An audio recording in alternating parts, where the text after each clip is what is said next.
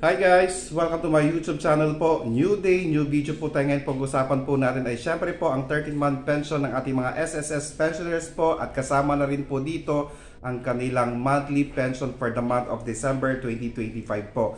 Kaya nag-check po ako ng ilang mga sites at sa Facebook din po, chinek ko rin po, may mga nagsasabi po na may posibilidad po na November 28 po mamumove po ang first batch po, which is supposed to be December 1, 2025 po. May possibility po na may bigay ng November 28 po ang first batch po, or yung supposed to be December 1 kung ang contingency date po natin ay mula 1 to 15 po. Ayan guys, so sa ating mga first batch po na pensioner sa SSS, may posibilidad na November 28 po maibigay ang inyong mga 13-month pension at ang monthly pension ng December 2025 po. Kaya sa ating mga SSS pensioners po, pwede po nating i-check, lalo na po yung mga may online banking po, pwede po ninyong i-check by November 28 po para po masigurado po natin na dumating na po ang inyong 13-month pension at monthly pension for the month of December po.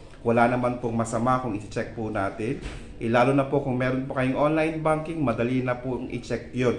Kung wala naman po, then possibility December 1 po talaga. Pero may mga bangko po tayo kasi na nagbibigay or nag-re-release ng 13-month pension plus monthly pension ng mas maaga sa expected date po. Ulitin po natin, ang date supposed to be is December 1, pero the possibility is still there para po sa November 28, which is Friday, na makareceive po ng mas maagang release ng 13-month pension at monthly pension for the month of December 2025 po. Kaya i-check lang po natin, wala naman pong masama, di ba po? So sana po nakatulong po ako. Please do not forget to subscribe, like, and share para po lagi po kayong updated sa ating mga videos. Maraming salamat po and stay safe. Bye-bye!